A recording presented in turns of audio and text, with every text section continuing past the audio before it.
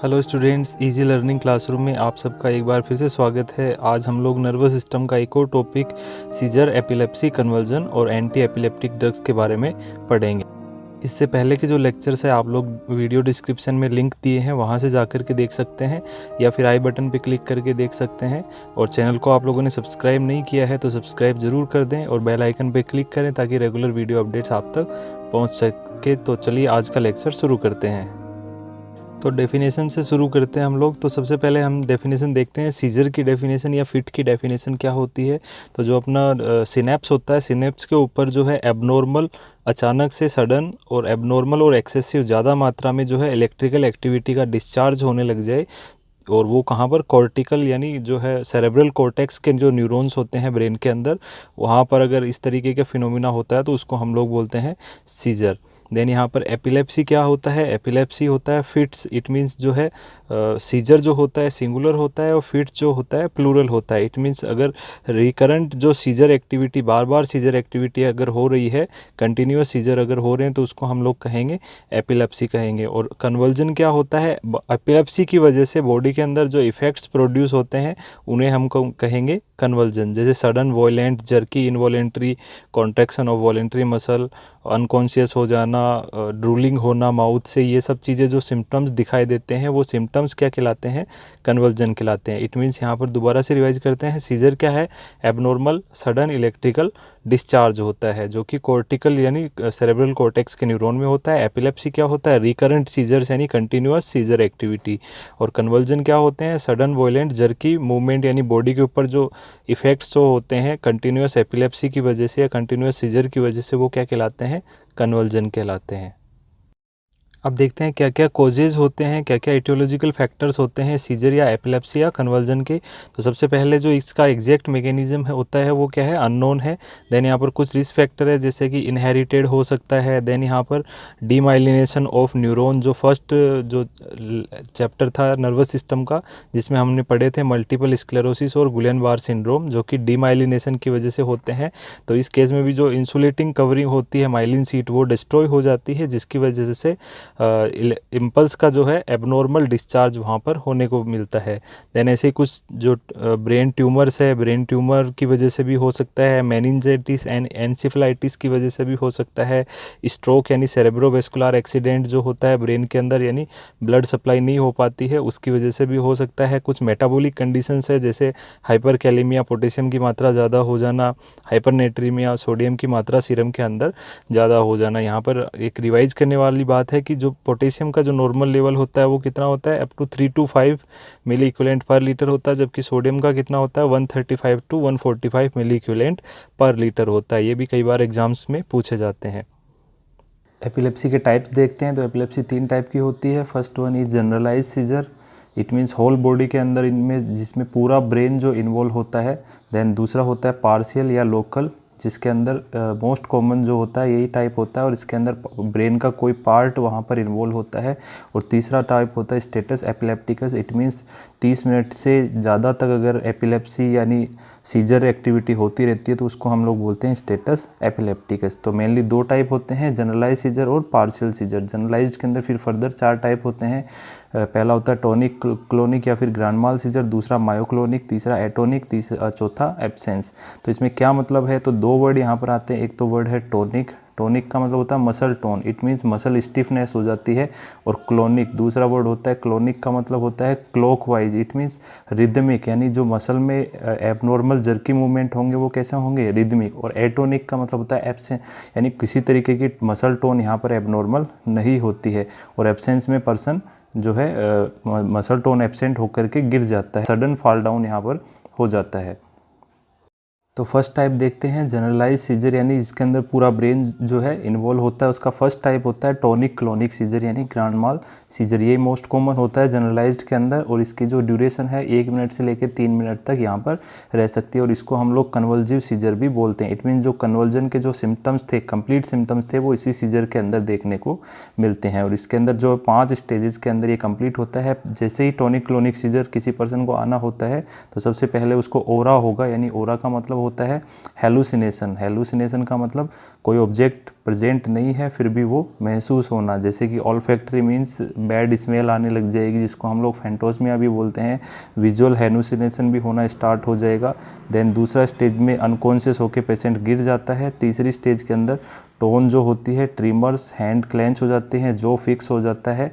Then clonic का मतलब होता है रिदमिक कॉन्ट्रैक्शन। और ये एक क्वेश्चन इंपॉर्टेंट पूछा जाता है कि कौन से ग्रैंड माल सीजर की कौन सी फेज के अंदर जो है रिस्क ऑफ टंग बाइट होता है, तो वो कौन सी स्टेज में होता है, क्लोनिक फेज के अंदर। और पोस्ट टिक्टल का मतलब डिसोरिएंटेड, रिट्रोग्रेड एमनेसिया, भूल जाना यहाँ पर पीछे की चीज़ें, और ड्रोलिंग माउथ से सलाइवा बाहर निकलना। दैन दूसरा टाइप होता है ग्रैंड माल सीजर का, वो होता है मायोक्लोनिक। मायो मीन्स मसल और clonic means jerky stiff movement यहाँ पर होना। देन यहाँ पर तीसरा टाइप है एटोनिक। एटोनिक को हम लोग ड्रॉप अटैक भी बोलते हैं क्योंकि इसके अंदर एब्सेंस ऑफ टोन हो जाती है जिसकी वजह से पर्सन क्या होगा, सडन फॉल हो जाएगा फर्श के ऊपर या ज़मीन के ऊपर। देन यहाँ पर एब्सेंस जो होता है, एब्सेंस जो है इसके अंदर पेशेंट अनकॉन्शियस स्टेट के अंदर चला जाता है, आंखें ऊपर की तरफ चढ़ जाती है। तो ये 4 टाइप होते हैं जनरलाइज्ड सीजर के। देन दूसरा टाइप है पार्शियल या लोकल सीजर, जिसके अंदर ब्रेन का कुछ पार्ट यहाँ पर इन्वॉल्व होता है। और ये 2 टाइप का होता है, सिंपल पार्शियल और कॉम्प्लेक्स पार्शियल। सिंपल पार्शियल में जो है कॉन्शियसनेस जो है अल्टर्ड नहीं होती है, पर्सन कॉन्शियस रहता है बट मोटर एक्टिविटी इम्पेयर्ड हो जाती है। जबकि कॉम्प्लेक्स के अंदर जो है मोटर के साथ साथ में अनकॉन्शियस भी पेशेंट हो जाता है। और इसके जो साइन है जर्की मोशन, चिविंग मोशन, पैरास्थीसिया हो जाता है, स्वेटिंग, फ्लशिंग, हेलुसिनेशन, ये सब साइन इस स्टेज के अंदर देखने को मिलते हैं। देन जो तीसरा टाइप है status epilepticus, it means seizure activity या फिर एपिलेप्सी जो है लगातार 30 मिनट या उससे ज़्यादा बनी रहे, तो उस चीज़ को हम लोग बोलते हैं स्टेटस एपिलेप्टिकस। इसके अंदर पर्सन की कॉन्शियसनेस जो है रिटर्न नहीं हो पाती है मोर देन 30 मिनट। तो इस एक टर्म है जिसको हम लोग बोलते हैं status epilepticus. Then most important epilepsy की पैथोफिजियोलॉजी देखते हैं हम लोग। तो मैंने बताया था एपिलेप्सी में क्या होता है, सीजर एक्टिविटी में क्या होता है, सिनेप्स के ऊपर जो है इम्पल्स का एक्सेसिव जो है सडन एक्सेसिव एबनॉर्मल जो है डिस्चार्ज होने लग जाता है जिसको हम लोग सीजर बोलते हैं। तो यहाँ पर जो भी सिनेप्स के ऊपर 2 न्यूरोट्रांसमीटर होते हैं, जिसके अंदर पहला न्यूरोट्रांसमीटर होता है गाबा, देन दूसरा होता है ग्लूटामेट। इन दोनों का बैलेंस जो होता है ब्रेन के अंदर, इनके जो फंक्शन होते हैं मसल मूवमेंट से रिलेटेड, मेमोरी, लर्निंग जो है, कोग्निटिव फंक्शन में इन दोनों का इम्पेयरमेंट होता है। जबकि जो गाबा है वो क्या होता है, इनहिबिटरी न्यूरोट्रांसमीटर होता है, गामा एमिनो ब्यूटारिक एसिड। जबकि ग्लूटामेट कैसा होता है, एक्साइटेटरी होता है और इसके साथ में जो होता है एस्पार्टेट भी होता है। तो लेकिन मेनली कौन सा होता है, ग्लूटामेट। तो इन दोनों का बैलेंस, एक्साइटेटरी और इनहिबिटरी का जो बैलेंस है वो क्या करता है, ब्रेन की एक्टिविटी को मेंटेन रखता है। लेकिन जैसे ही एक्साइटेटरी न्यूरोट्रांसमीटर ज़्यादा हो जाए या फिर गाबा जो है डिक्रीज हो जाए, तो उन दोनों कंडीशन में क्या होगा, ब्रेन के अंदर जो है इम्पल्सेस का एक्सेसिव डिस्चार्ज होगा और एपिलेप्सी या सीजर एक्टिविटी वहाँ पर स्टार्ट हो जाती है। इसको हम लोग आगे भी समझते हैं, जैसे कि ये सिनेप्स दिखाया गया है। तो ये जो गाबा जो न्यूरोट्रांसमीटर है सेम साथ ही साथ में ग्लूटामेट जो न्यूरोट्रांसमीटर है। तो गाबा जो रिलीज होता है वो न्यूरो इनहिबिटरी है, यानी इनहिबिट करता है किसको, ग्लूटामेट की एक्टिविटी को। जबकि ग्लूटामेट जो है एक्साइटेटरी न्यूरोट्रांसमीटर होता है। तो यहाँ पर 2-3 बातें याद रखने वाली है कि गाबा जो न्यूरोट्रांसमीटर है वो कहाँ पर जुड़ता है, क्लोराइड के रिसेप्टर्स पे जाके क्लोराइड आयन के चैनल पे जुड़ता है और क्लोराइड आयन की मूवमेंट अंदर की तरफ करवाता है।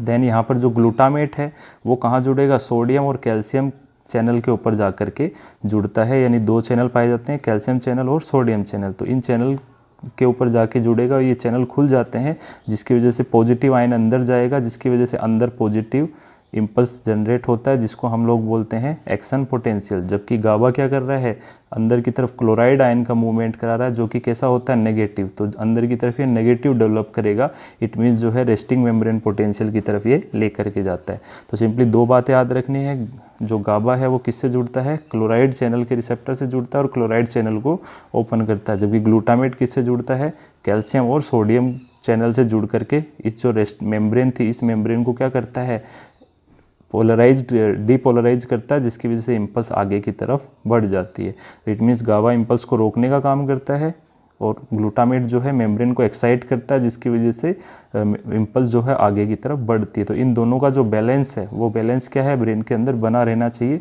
तो जैसे ही ग्लूटामेट ज़्यादा हो जाए या फिर गाबा कम हो जाए तो सीजर एक्टिविटी वहाँ पर स्टार्ट हो जाती है। देन ट्रीटमेंट के बारे में पढ़ते हैं तो जो एंटी एपिलेप्टिक या एंटी कन्वल्सिव जो ड्रग्स है वो यहाँ पर दी जाती है। तो काफ़ी सारी मैंने एनलिस्ट करी हुई है, जैसे हाइडेंटोइन जो होती है, इसका एग्जांपल है फेनिटोइन होता है, बारबिचुरेट्स और बेंजोडाइजिपिन्स जो है मैंने सेडेटिव हिप्नोटिक जो वाला जो चैप्टर है, यूनिट है, वो ऑलरेडी पढ़ा चुका हूँ, तो वो वहाँ पर आप लोग देख सकते हैं। देन इसके अंदर जो एग्जांपल आते हैं, फिनोबार्बिटोल आता है, इसको एज ए एंटीलेप्टिक या एंटी कन्वल्जेंट यूज करते हैं। अदर एग्जांपल भी है जैसे थियोपेंटोन है, प्रोपोफोल है, वो भी बारबिचुरेट्स होते हैं। देन बेंजोडाइजिपिन्स जो होते हैं जैसे डायजिपाम, लोराजिपाम, क्लोनाजिपाम, इनको भी यहाँ पर सेडेटिव हिप्नोटिक के साथ साथ में एंटी कन्वल्सिव भी इनका इफेक्ट होता है, तो इसको यूज करते हैं। देन गाबा एनालॉग यानी गाबा को इंक्रीज करने वाले जैसे कि गाबा पेंटिन होते हैं, ऐसे वल्पोरिक एसिड या सोडियम वल्पोरेट, ये भी एंटीलेप्टिक है। कार्बामाजिपिन, ये भी एंटी एपिलेप्टिक है। लेमोट्रिजीन। अब इन ड्रग्स का क्या मैकेनिज्म ऑफ एक्शन है वो यहाँ पर हम लोग देखते हैं। तो मेनली 3 टाइप मैकेनिज्म एक्शन होता है। जैसे फर्स्ट जो होता है इसके अंदर गाबा के ऊपर इफेक्ट करने वाली ड्रग, दूसरी होती है सोडियम चैनल पे इफेक्ट करने वाली ड्रग, और तीसरी जो होती है कैल्शियम आयन पे इफेक्ट करने वाली ड्रग। तो 1 बाय 1 देखते हैं। सबसे पहली जो ड्रग है जैसे कि गाबा पेंटिन जो होती है यानी गाबा एनालॉग होते हैं, वो क्या करते हैं, गाबा के रिलीज को बढ़ा देते हैं ब्रेन के अंदर। और हमें पता है गाबा न्यूरो इनहिबिटरी न्यूरोट्रांसमीटर है जो कि क्या करेगा, इम्पल्स को स्लो कर देता है। तो गाबा पेंटिन गाबा के इफेक्ट को एनहेंस कर देता है, इंक्रीज कर देता है। देन दूसरे जो बेंजोडाइजिपिन्स जो होते हैं वो क्या करते हैं, गाबा के जो चैनल्स थे क्लोराइड चैनल, उनकी ओपनिंग को बढ़ा देते हैं, जिसकी वजह से ज़्यादा क्लोराइड अंदर जाएगा, जिसकी वजह से अंदर ज़्यादा नेगेटिव होगा, यानी सेल जल्दी से रिपोलराइज्ड हो जाती है और इम्पल्स वहाँ पर रुक जाती है। देन यहाँ पर तीसरी जो ड्रग होती है बारबिचुरेट और वल्पोरिक एसिड जो होती है, वो क्या करते हैं, क्लोराइड जो चैनल है उनकी ओपनिंग की फ्रीक्वेंसी को बढ़ा देती है। क्या डिफरेंस है दोनों में, बेंजोडाइजिपिन तो ओपनिंग को प्रोलॉन्ग कर रही थी, जबकि बारबिचुरेट्स या वल्पोरिक एसिड क्या कर रही है, फ्रीक्वेंसी को वहाँ पर इंक्रीज कर देती है। देन यहाँ पर ये तीनों जो ड्रग्स थी वो क्या कर रही है, गाबा से रिलेटेड वर्क कर रही है। देन दो फेनिटोइन है, कार्बामाजिपिन है, लेमोट्रिजीन है, वल्पोरिक एसिड है, ये सब क्या कर रही है, सोडियम आयन चैनल को इनहिबिट कर देती है। और हमें पता है सोडियम आयन से क्या जाके जुड़ रहा था, यहाँ पर ग्लूटामेट और एस्पार्टेट जुड़ेंगे, जिसकी वजह से मेम्ब्रेन जो है एक्साइट होगी और इम्पल्स आगे बढ़ जाती है, डिस्चार्ज हो जाती है। तो यहाँ पर इस चीज़ को ये रोकते हैं। और जो कैल्शियम आयन पर इफेक्ट रोकने वाली है वो है वल्पोरिक एसिड और एथोसुक्सिमाइड जो है, ये ड्रग्स यहाँ पर यूज करी जाती है। तो हम लोग देख रहे हैं कि वल्पोरिक एसिड जो है 3 जगह पर यहाँ पर रिप्रेजेंट हो रहा है, यानी इसकी 3 फिजियोलॉजी होती है। इट मीन्स कैल्शियम चैनल को भी इनहिबिट करता है, सोडियम चैनल को भी इनहिबिट करता है, और फ्रीक्वेंसी ऑफ गाबा जो है क्लोराइड चैनल जो होते हैं उनको भी यहाँ पर बार बार ओपन करता है। देन फेनिटोइन से रिलेटेड कुछ एग्जांपल्स है जो कि मोस्ट कॉमनली यूज ड्रग होती है। तो इसके अंदर जो मैकेनिज्म ऑफ एक्शन हम लोगों ने पढ़ा है, इसका इनहिबिट सोडियम आयन चैनल को क्या करती है, ये इनहिबिट करने का काम करती है। और मोस्टली जो टॉनिक क्रोनिक यानी ग्रांड माल सीजर थे यानी और पार्शियल सीजर जो है उनके अंदर इसको यूज किया जाता है। डोज होती है 100 mg BT और साइड इफेक्ट है इसके गम हाइपरट्रोफी, ऑस्टियोमलाइसिया एंड फेटल हाइडेंटोई सिंड्रोम। तो ये एक फीटल, अगर प्रेगनेंसी के अंदर इस ड्रग का यूज किया जाता है तो फीटल हाइडेंटोइन सिंड्रोम ये कोज करती है, जिसमें जो फीटस होता है उसमें क्लेफ्ट लिप, हेयर लिप और हाइपोप्लास्टिक फैलेंजेस यानी फिकर जो होते हैं स्मॉल रह जाते हैं। तो ये एक सिंड्रोम कहलाता है फीटल हाइडेंटोइन सिंड्रोम। मोस्टली सारी जो एंटी एपिलेप्टिक ड्रग जो होती है वो टेरेटोजेनिक इफेक्ट वहाँ पर प्रोड्यूस करती है। देन कुछ इंपॉर्टेंट पॉइंट्स हम लोग पढ़ेंगे जो कि एग्जाम्स के पॉइंट ऑफ व्यू से भी इम्पोर्टेंट है। जैसे फर्स्ट पॉइंट है कार्बामाजिपिन जो ड्रग ऑफ चॉइस होती है, टॉनिक क्लोनिक यानी ग्रांड माल सीजर की ड्रग ऑफ चॉइस होती है कार्बामाजिपिन। कार्बामाजिपिन एक और डिजीज़ हम लोग आगे पढ़ेंगे जिसको हम लोग बोलते हैं ट्राइजेमिनल न्यूरालजिया। उस केस के अंदर भी ड्रग ऑफ चॉइस वहाँ पर मानी जाती है क्योंकि इम्पल्सेस को क्या कर रही है, स्लो डाउन करने का काम करती है। देन फेनिटोइन जो है टॉनिक क्लोनिक और पार्शियल सीजर में इनको भी यूज किया जाता है। देन बेंजोडाइजिपिन जो है स्टेटस एपिलेप्टिकस की ड्रग ऑफ चॉइस यहाँ पर होती है। और सोडियम वल्पोरेट जो होती है पिटिट माल जो हमने पढ़ा था, और टोनिक सीजर और मायोक्लोनिक सीजर इनके अंदर जो है इनको यूज ड्रग ऑफ चॉइस यहाँ पर होती है। और एक क्वेश्चन आता है कि एपिलेप्सी या सीजर के टाइम कौन सी पोजीशन देते हैं पेशेंट को, तो कौन सी पोजीशन देनी चाहिए, साइड लाइन, ताकि जो माउथ से जो सिक्रीशन है वो गले के अंदर नहीं जाके एस्पायरेट नहीं हो सके, इसलिए हम लोग साइड लाइन पोजीशन यहाँ पर देंगे। देन यहाँ पर 2 पॉइंट है, एपिलेप्सी इन प्रेगनेंसी, अगर प्रेगनेंसी में एपिलेप्सी होती है तो फिनोबार्बिटोन, और प्रेगनेंसी इंड्यूस्ड जो सीजर है उसके अंदर MgSO4 वहाँ पर यूज किए जाते हैं। देन यहाँ पर जो नर्सिंग प्रायोरिटी होती है सीजर के केस में वो क्या है, protecting the client patient from injury. ये जो होता है इमीडिएट नर्सिंग इंटरवेंशन यहाँ पर होता है। देन क्या क्या नर्सिंग डायग्नोसिस है इस डिजीज़ से रिलेटेड, तो हमें पता है कि जब भी पेशेंट अनकॉन्शियस होकर गिरेगा तो जो फर्स्ट प्रायोरिटी होती है वो क्या होती है, ट्रॉमा से इंक्रीज करना होता है। देन यहाँ पर इनइफेक्टिव एयरवे, क्योंकि एस्पायरेट कर सकता है तो वो भी यहाँ पर नर्सिंग डायग्नोसिस होगा। और देन क्या हो सकते हैं, सिचुएशनल लो एस्टीम हो सकता है पेशेंट के अंदर किसी भी, क्योंकि पोटेंशियल रिस्क ऑफ एपिलेप्सी उसको हमेशा बना रहता है, इस वजह से उसका जो सेल्फ एस्टीम है वो लो हो सकता है। और नॉन कंप्लायंस, किसी भी काम को प्रॉपर तरीके से नहीं कर पाना, ये भी यहाँ पर नर्सिंग डायग्नोसिस के अंदर शामिल किया जाता है। कोई भी डाउट हो तो आप लोग कमेंट बॉक्स में जा कर के पूछ सकते हैं, और चैनल को सब्सक्राइब ज़रूर कर देना, वीडियो को लाइक और शेयर ज़रूर करना, और बेल आइकन पे ज़रूर क्लिक करना ताकि रेगुलर वीडियो अपडेट्स आप तक पहुंच सके। Thank you very much.